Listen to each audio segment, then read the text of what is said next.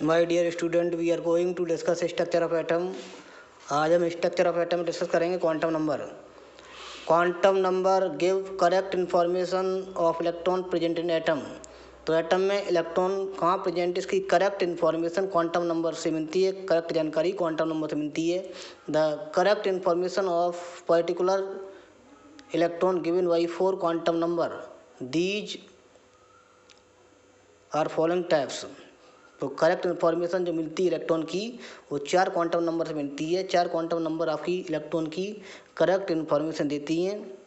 जैसे कोई इंसान है, कहाँ पर, उसकी करेक्ट इन्फॉर्मेशन लेने के लिए सबसे पहले कंट्री का नाम आएगा, किस कंट्री में वो रहता है।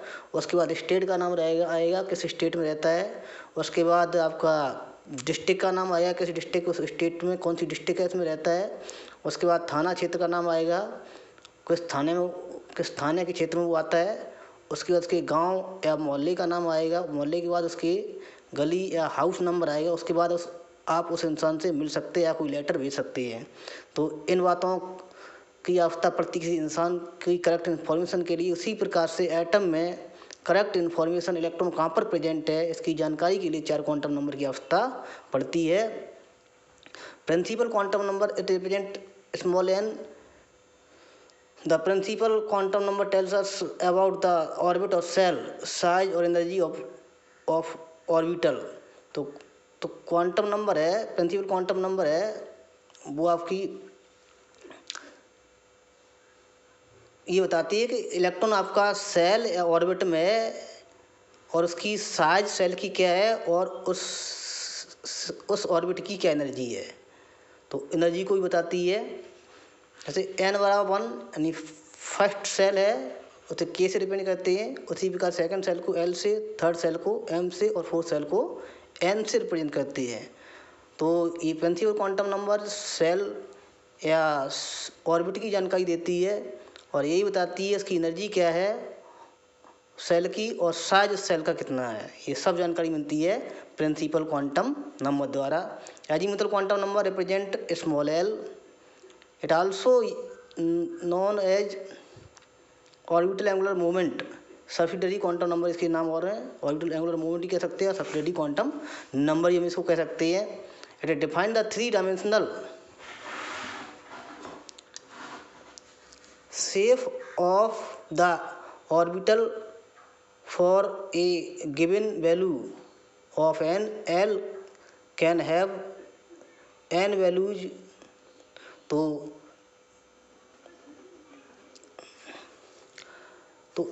एल की वैल्यू के लिए एल की वैल्यू एन की वैल्यू पर डिपेंड करेगी और किसी पर्टिकुलर एन वैल्यू के लिए एल की वैल्यू जो होंगी वो 0 टू n-1 तक होंगी। यानी कह सकते हैं जो एजीमुथल क्वांटम नंबर है वो आपकी जानकारी देगी और सब सेल, या कह सकते हैं इसको ऑर्बिटल। तो ऑर्बिट और ऑर्बिटल में अंतर होता है। यानी ऑर्बिट में क्या होते हैं, ऑर्बिटल होते हैं। तो ऑर्बिटल या सबसेल की जानकारी किससे मिलेगी, हमको एजीमुथल क्वांटम नंबर से मिलेगी। और इसकी जो वैल्यू है वो जैसे एल से रिप्रेजेंट करते हैं, एल की वैल्यू एन की वैल्यू पर डिपेंड करती है या एन की वैल्यू से एल की वैल्यू कैलकुलेट की जाती है। जैसे फॉर एग्जांपल n=1 तो l=0, यानी सबसेल कौन सा है, एस। तो एस सबसेल के लिए आपकी एन की वैल्यू 1 होगी और एल की वैल्यू 0 होगी।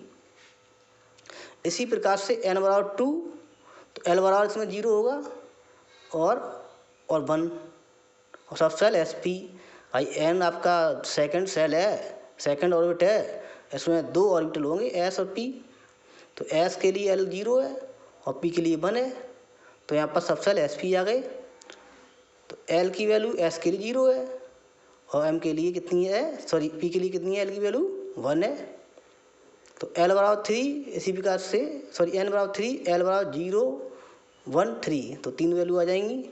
s0 l=0 का मतलब एस सेल है, एस सब सेल है। उसके बाद l=1 का मतलब है पी सब सेल है और 2 का मतलब है आपका डी सब सेल है। तो इसमें दिखाए गए हैं एस पी डी, ये एल की वैल्यू दी गई हैं। इसी प्रकार से n/4 के लिए हो जाएंगी, एफ तक आ जाएंगी आपकी। ये एस के लिए 0, पी के लिए 1, डी के लिए 2 और एफ के लिए 3। तो ये वैल्यू ऑफ एल दी गई है 1 0 से स्टार्ट करते हैं। 0 एस के लिए होती है, 1 पी के लिए होती है और 2 डी के लिए होती है, 3 एफ के लिए होती है और 4 जी के लिए होती है और 5 एच के लिए होती है। इस प्रकार से ये सब सेल की वैल्यू होती है। मैग्नेटिक क्वांटम नंबर और मैग्नेटिक ऑर्बिटल क्वांटम नंबर इसे रिप्रेजेंट करते हैं एम से। It gives the information about the spatial orientation of the orbital with respect to standard set of coordinate axis. तो ये ऑर्बिटल किस प्रकार से मूवमेंट करते हैं, जब मूवमेंट करेंगे तो उसमें क्या है मैग्नेटिक कैरेक्टर होगा, उसको भी बताती है मैग्नेटिक क्वांटम नंबर कि ऑर्बिटल किस तरह से मूवमेंट कर रहे हैं एक्सिस पे। तो ऑर्बिटल भी एक्सिस में घूमते हैं, उसको भी बताती है।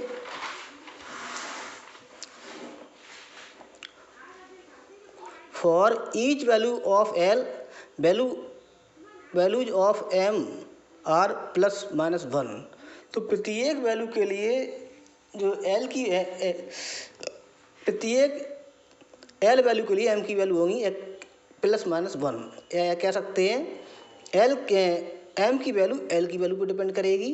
इस प्रकार से इसमें आपका इंक्लूड होगा 0 एंड फॉर एनी सब सेल 2l + 1 एंड 2l + 1 तक ही एम की वैल्यू जाएंगी। तो आपकी n बराबर 1, l बराबर 0, सब सेल एस हो गया। तब एस सब सेल के लिए एल की वैल्यू हो गई आपकी 0 और एम की वैल्यू कितनी होती है 0 होती है।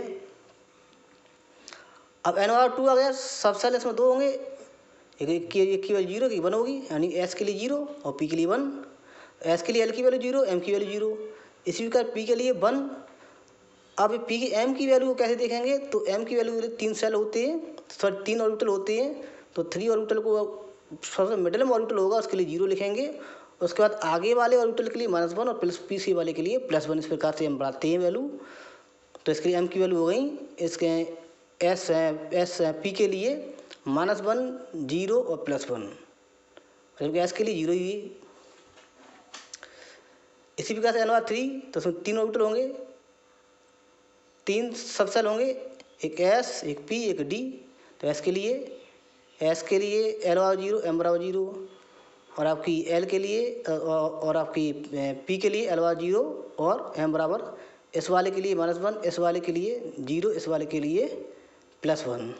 इसी प्रकार से और वैल्यू हो जाएंगी l बराबर 2, यानी डी ऑर्बिटल के लिए, डी में 5 और डी सब सेल में 5 ऑर्बिटल होते हैं। तो 5 ऑर्बिटल के लिए सबसे मिडिल में हम 0 लिखेंगे इसके लिए, फिर आगे के लिए -1, फिर इस वाले और इसमें आगे वाला सेल इसके लिए -2। इसी प्रकार से इस वाले के लिए +1 और इस वाले के लिए +2, यानी मिडिल वाले के लिए जो मिडिल वाले में जो ऑर्बिटल है, मिडिल का ऑर्बिटल उसके लिए 0 लिखते हैं, आगे वाले के लिए माइनस करते जाते हैं और पीछे के लिए प्लस करते जाते हैं, एक बढ़ाते जाते हैं। इस प्रकार से एम की वैल्यू हम लिख लेते हैं। इसी प्रकार से हम निकालेंगे अब एफ, और अगर एन बराबर 3 के लिए, एल बराबर 3 के लिए, जब एल बराबर 3 आ जाए तो इसका मतलब कौन सा हो गया, एफ ऑर्बिटल हो गया। तो एफ ऑर्बिटल के लिए निकालेंगे तो उसमें एफ में होते हैं 7 ऑर्बिटल होते हैं। तो 7 और ऑर्बिटल होते हैं, उसमें मिडिल ऑर्बिटल के लिए 0, उसके बाद आगे वाले के लिए एक एक माइनस करते जाएंगे, बढ़ाते जाएंगे और पीछे वाले के लिए एक एक प्लस करके बढ़ाते जाएंगे। इस प्रकार से एम की वैल्यू डिनोटेड करते हैं, लिखते हैं। Spin quantum number represent by S, it tells about the spin off electron. ये इलेक्ट्रॉन की स्पिन को बताती है, इलेक्ट्रॉन की स्पिन को बताती है। जैसे एस बराबर +हाफ, और इसको अपवर्ड स्पिन को बोल सकते हैं, क्लॉकवाइज स्पिन बोलते हैं। इसमें एस बराबर -हाफ, इसके लिए डाउनवर्ड स्पिन और एंटी क्लॉकवाइज स्पिन बोल सकते हैं। N orbital contain maximum 2 electron which clockwise and anti clockwise spin. ये भी बताती है किसी ऑर्बिटल में 2 इलेक्ट्रॉन हो सकते हैं, तो एक की स्पिन क्लॉकवाइज होगी, दूसरे की एंटी क्लॉकवाइज स्पिन होगी। टोटल नंबर ऑफ ऑर्बिटल इससे निकाल सकते हैं, एन सेल में, एनवा सेल में कितना ऑर्बिटल हैं, तो 2n स्क्वायर कर देंगे, n कैंसिल कर देंगे। टोटल नंबर ऑफ इलेक्ट्रॉन भी इनसे निकाल सकते हैं, ऑर्बिटल में कितने इलेक्ट्रॉन हैं, तो 2n स्क्वायर होंगे इलेक्ट्रॉन। इस प्रकार से निकालने 2 फार्मूला दिए गए हैं। एक क्वेश्चन दिया गया है, find the value of all quantum number of last electron of chlorine atom. Chlorine atom के लास्ट इलेक्ट्रॉन के लिए सभी क्वांटम नंबर की वैल्यू निकालनी है, कैलकुलेट करनी है। तो इसका इलेक्ट्रॉन डिस्ट्रीब्यूशन कर लेंगे 2, 8, 7 इस प्रकार से लिख लेंगे। ये 2n स्क्वायर वाला रूल लग जाता है, n वाला सेल नंबर होता है, तो रख देंगे, ये वैल्यू आ जाएंगी।